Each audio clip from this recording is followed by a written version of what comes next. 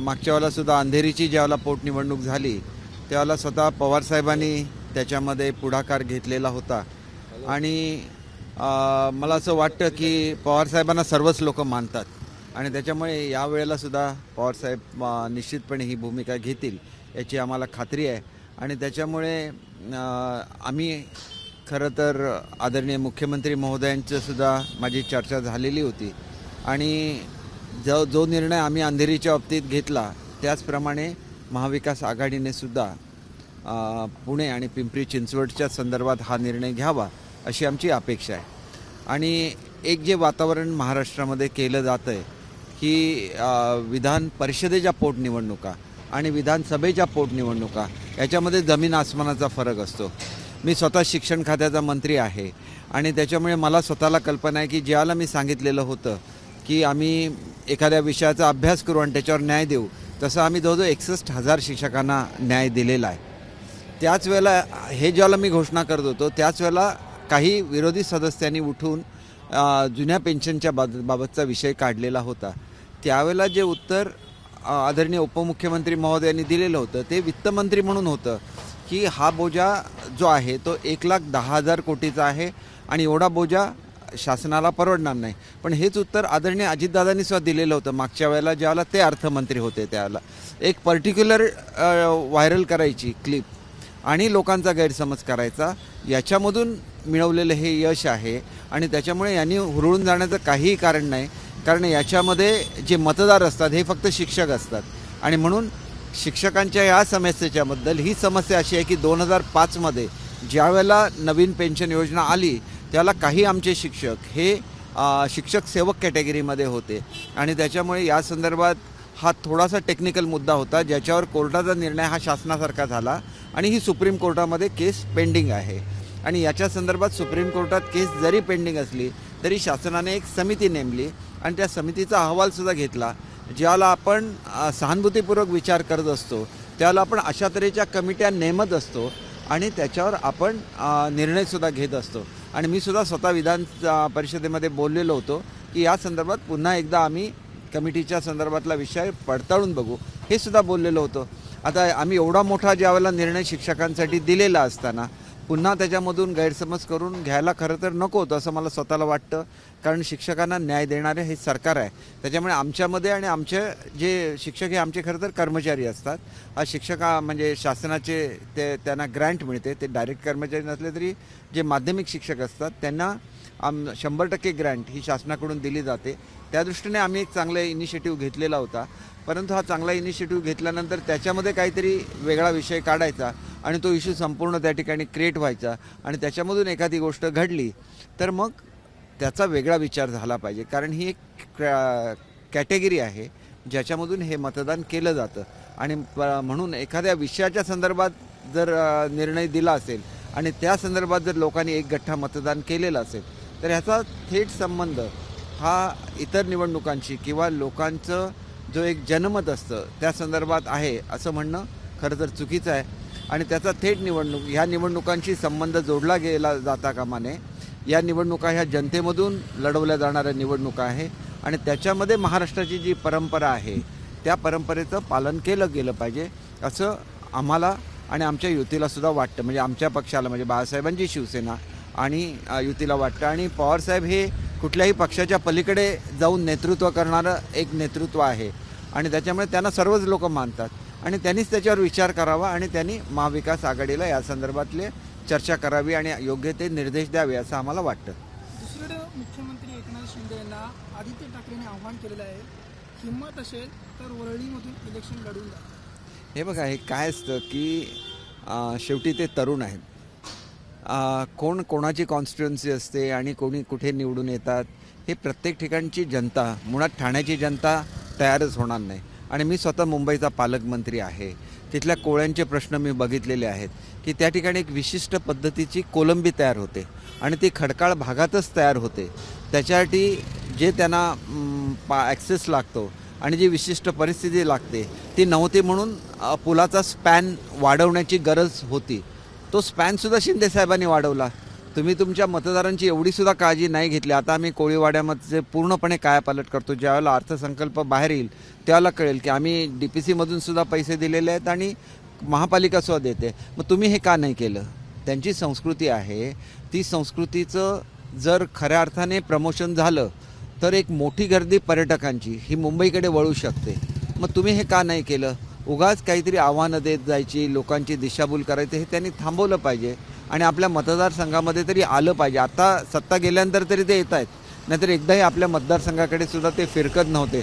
आणि त्याच्यामुळे मला असं वाटतं की त्यांनी याच्याकडे लक्ष दिलं पाहिजे. जे स्वतः मुंबईत राहतात, मी तर समजू शकतो की मी मुंबई आणि कोल्हापूरचा पालकमंत्री आहे, मला एक वेळ माझ्या मतदारसंघामध्ये जायला मिळालं नाही ह्या जबाबदारीमुळे, तर पण ते मुंबईतच राहतात आणि वरळी तर मुंबईतच आहे आणि ते मुंबईचे पालकमंत्रीसुद्धा होते. मग ते का लक्ष देत नव्हते हा प्रश्न असतो. त्यामुळे हे मुद्दे ज्यावेळेला ते उभे राहतील त्यावेळेला आम्ही सक्षम उमेदवार त्यांच्याविरुद्ध उभं करू आणि वरळीची सीटसुद्धा आम्ही निश्चितपणे जिंकू याची मला खात्री आहे. दुसरीकडे भाजपची सभा आहे कांदळ गावात, त्या ठिकाणचे जे बॅनर आहेत ते अज्ञात व्यक्तीने जे आहेत ते पूर्णतः बॅनर फाडून टाकले. कसं बघताय? हे बघा, ह्या ज्या गोष्टी असतात ना अशा केल्या जाऊ नये असं मला स्वतःला वाटतं. आता अज्ञात व्यक्ती कोण आहे हे माहितीच नाही, तर मग त्याच्याबद्दल मी कॉमेंट काय करणार. परंतु ही संस्कृती चुकीची आहे, असं होता कामा नये. आणि कांदळगावमध्ये ही मीटिंग आणि विशेषतः सिंधुदुर्गसारख्या एक शांतताप्रिय जिल्ह्यामध्ये मीटिंग होत असेल तर मी सुद्धा सिंधुदुर्गचा पालकमंत्री राहिलेलो आहे, सिंधुदुर्गमध्ये माझा जन्म झालेला आहे. मी सर्वांनाच आवाहन करेन की ही आपली संस्कृती नाही, अशा गोष्टी आपल्या जिल्ह्यामध्ये घडू नयेत याच्यासाठी सर्वांनी काळजी घ्यावी. असेच बॅनर आदित्य ठाकरे यांची देखील फाडण्यात आले शिवाजी पार्कमध्ये.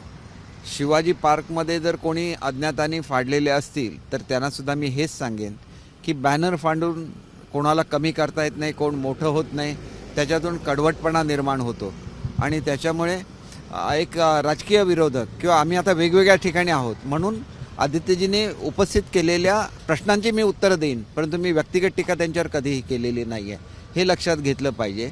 आणि त्याच्यामुळे आम्ही जसे वागतो तसं त्यांनीसुद्धा वागावं अशी अपेक्षा आहे. आणि मुंबई कॉर्पोरेशनच्या संदर्भात त्यांनी जे हवामानाचा विषय काढलेला होता तर त्याच्यापूर्वी 15 दिवस अगोदर माझी मीटिंग झालेली होती, जो प्रयोग लखनौमध्ये राबवण्यात आलेला होता त्याच्या संदर्भात. त्याच्यामुळे आम्ही सजग आहोत. पण तुम्ही एखादी गोष्ट विरोधक म्हणून सांगितली तर त्याचीसुद्धा दखल आम्ही 100% घेऊ आणि आमची भूमिका ही लोकांना न्याय देण्याची आहे. आम्हाला कोणाला विरोध करणं ही आमची मुळातच भूमिका नाही. त्याच्यामुळे आम्ही मराठी जनतेला आणि मुंबईकरांना न्याय देऊ. जो मुंबईमध्ये राहिला तो मुंबईचा झाला. त्याच्यामुळे मुंबईमध्ये राहणारे सर्व नागरिक हे मुंबईवर प्रेम करतात, त्यांना न्याय देण्याची आवश्यकता आहे. ज्या मुंबई दिवीच्या नावाने मुंबई वसलेली आहे तिथंसुद्धा तुम्ही आवश्यक त्या सुविधा देऊ शकला नाही. 25 वर्ष तुमचं राज्य आहे, मग आमचं राज्य का यायला लागलं ह्याचासुद्धा विचार केला पाहिजे. आणि म्हणून मी सुद्धा शिवसेनेत होतो. थोडंसं आपल्याबरोबरचे जे ज्येष्ठ लोक होते त्यांच्यावर आपण चर्चा केली पाहिजे, लोकांना न्याय दिला पाहिजे. सिंधुदुर्गसाठी जे आम्ही पर्यटनाच्या सुविधा दिलेल्या होत्या 3-3 वर्ष त्या सुविधा प्रत्यक्षात येऊ शकल्या नाही, त्याला पैसे मी अर्थमंत्री असताना दिलेले होते. मग सिंधुदुर्गचा एक नागरिक म्हणून मला ती तळमळ असणार. ती तळमळ त्यांना त्या काळात नव्हती. जसं त्यांचं वय वाढत राहील त्याला त्यांना लोकांची तळमळ म्हणजे काय ते समजेल आणि मग त्यांच्या हातून सुद्धा चांगलं काम घडेल अशी माझी अपेक्षा आहे.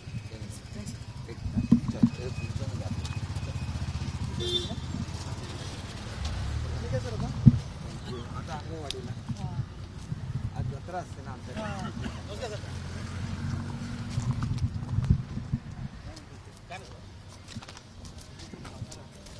सातारा मुलीचं गाव आमचं पण स्थायिक सगळे सातारा कनेरगड भागातले.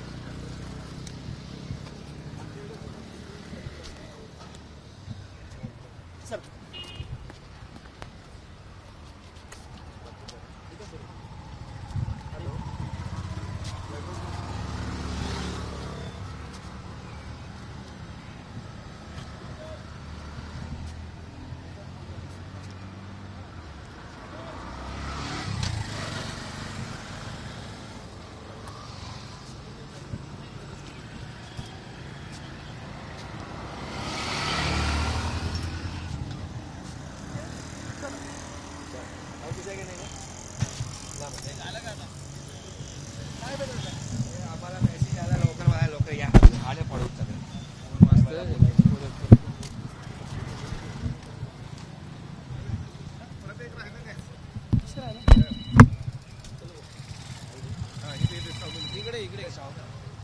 ते इथं चालतो कॅमेरा चालतो हा हे नको चालूच आहे पण नाही काय करतो तिकडे फोन चालतात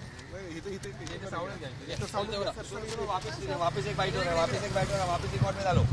ऐसा क्रॉस लेते सर, ऐसा क्रॉस लेते चलेगा, ऐसा क्रॉस लेते कुछ नहीं बैठ। एक मिनिट ये तू इधर आना है, कुठे चाललाय? हाँ रिकॉर्डिंग करो, नेक्स्ट बाइट है बस रेडी। तू हाथ आगे लगाओ तो पीछे मगाशी आपण सर सेंटर रेडी।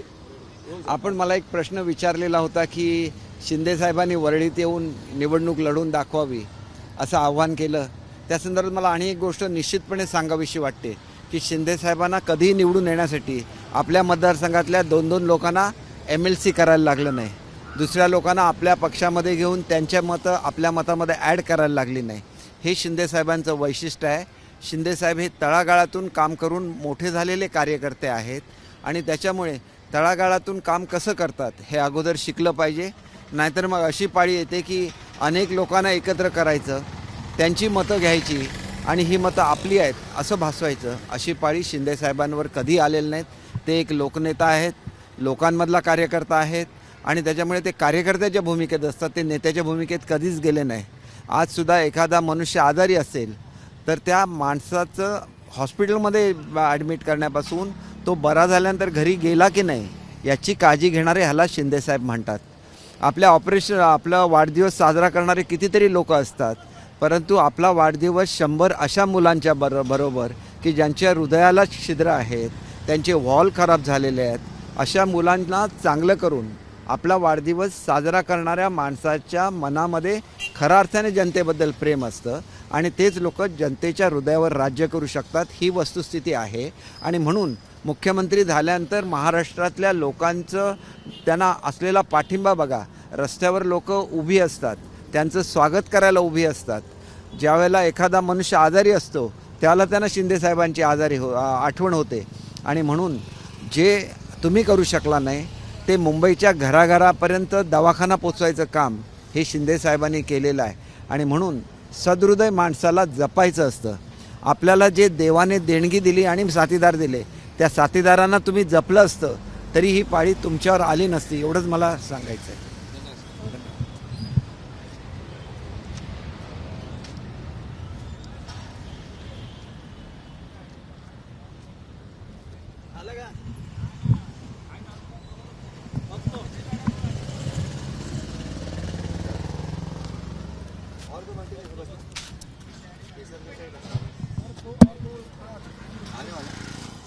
नहीं नहीं नहीं वैभव बोला ये करके उधर मातोश्री चले आना।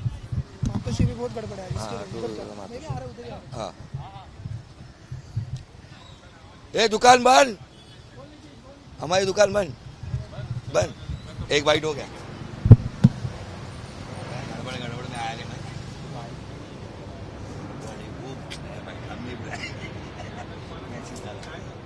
बोलायचं शक्य असेल तर या तो माझा तो ही बॅकअप में आगे तुम लोग क्या किस करते ये तांबे मुख्यमंत्री सध्या लवकर मागचं पीएम के लिए भेजा तो पीएम के लिए किसका इसका जो है हमारे पास क्या है? हेलो हम लोग उसका बोले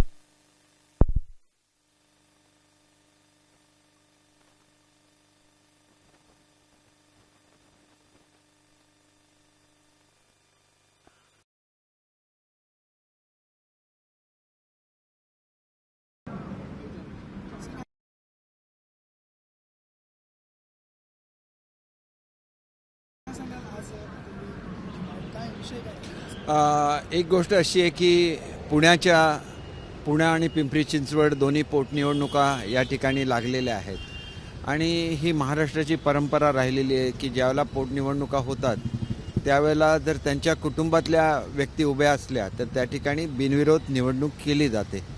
आणि मागच्या वेळेलासुद्धा अंधेरीची ज्यावेळेला पोटनिवडणूक झाली त्यावेळेला स्वतः पवारसाहेबांनी त्याच्यामध्ये पुढाकार घेतलेला होता आणि मला असं वाटतं की पवारसाहेबांना सर्वच लोक मानतात आणि त्याच्यामुळे यावेळेलासुद्धा पवारसाहेब निश्चितपणे ही भूमिका घेतील याची आम्हाला खात्री आहे. आणि त्याच्यामुळे आम्ही खरं तर आदरणीय मुख्यमंत्री महोदयांचं सुद्धा माझी चर्चा झालेली होती आणि जो निर्णय आम्ही अंधेरीच्या बाबतीत घेतला त्याचप्रमाणे महाविकास आघाडीने सुद्धा पुणे आणि पिंपरी चिंचवडच्या संदर्भात हा निर्णय घ्यावा अशी आमची अपेक्षा आहे. आणि एक जे वातावरण महाराष्ट्रामध्ये केलं जातं आहे की विधान परिषदेच्या पोटनिवडणुका आणि विधानसभेच्या पोटनिवडणुका याच्यामध्ये जमीन आसमानाचा फरक असतो. मी स्वतः शिक्षण खात्याचा मंत्री आहे आणि त्याच्यामुळे मला स्वतःला कल्पना आहे की ज्याला मी सांगितलेलं होतं की आम्ही एखाद्या विषयाचा अभ्यास करू आणि त्याच्यावर न्याय देऊ, तसं आम्ही जवळजवळ 61,000 शिक्षकांना न्याय दिलेला आहे. त्याच वेळेला हे ज्याला मी घोषणा करत होतो त्याच वेळेला काही विरोधी सदस्यांनी उठून जुन्या पेन्शनच्या बाबतचा विषय काढलेला होता.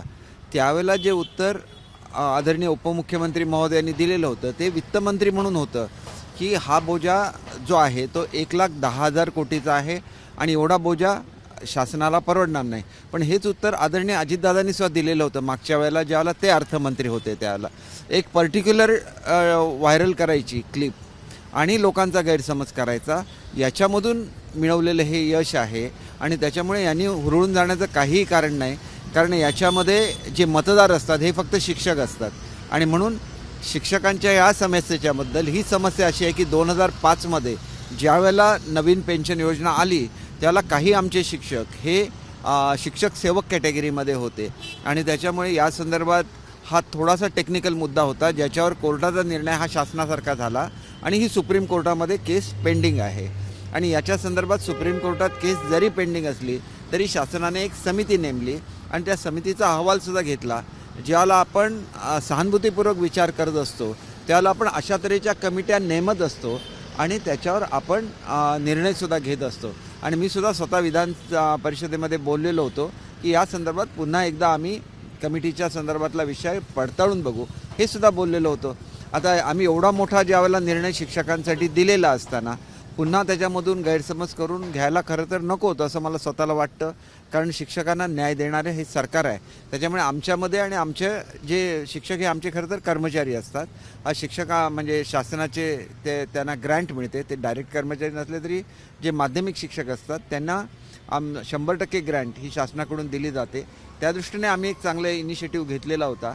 परंतु हा चांगला इनिशिएटिव्ह घेतल्यानंतर त्याच्यामध्ये काहीतरी वेगळा विषय काढायचा आणि तो इश्यू संपूर्ण त्या ठिकाणी क्रिएट व्हायचा आणि त्याच्यामधून एखादी गोष्ट घडली तर मग त्याचा वेगळा विचार झाला पाहिजे. कारण ही एक कॅटेगरी आहे ज्याच्यामधून हे मतदान केलं जातं आणि म्हणून एखाद्या विषयाच्या संदर्भात जर निर्णय दिला असेल आणि त्या संदर्भात जर लोकांनी एक गठ्ठा मतदान केलेलं असेल तर ह्याचा थेट संबंध हा इतर निवडणुकांशी किंवा लोकांचं जो एक जनमत असतं त्या संदर्भात आहे असं म्हणणं खरं तर चुकीचं आहे. आणि त्याचा थेट ह्या निवडणुकांशी संबंध जोडला गेला जाता कामा नये. या निवडणुका ह्या जनतेमधून लढवल्या जाणाऱ्या निवडणुका आहे आणि त्याच्यामध्ये महाराष्ट्राची जी परंपरा आहे त्या परंपरेचं पालन केलं गेलं पाहिजे असं आम्हाला आणि आमच्या युतीला सुद्धा वाटतं. म्हणजे आमच्या पक्षाला म्हणजे बाळासाहेबांची शिवसेना आणि युतीला वाटतं. आणि पवारसाहेब हे कुठल्याही पक्षाच्या पलीकडे जाऊन नेतृत्व करणारं एक नेतृत्व आहे आणि त्याच्यामुळे त्यांना सर्वच लोक मानतात आणि त्यांनीच त्याच्यावर विचार करावा आणि त्यांनी महाविकास आघाडीला या संदर्भातले चर्चा करावी आणि योग्य ते निर्देश द्यावे असं आम्हाला वाटतं. दुसरीकडे मुख्यमंत्री एकनाथ शिंदे यांना आधी एबीपी माझा, उघडा डोळे बघा नीट.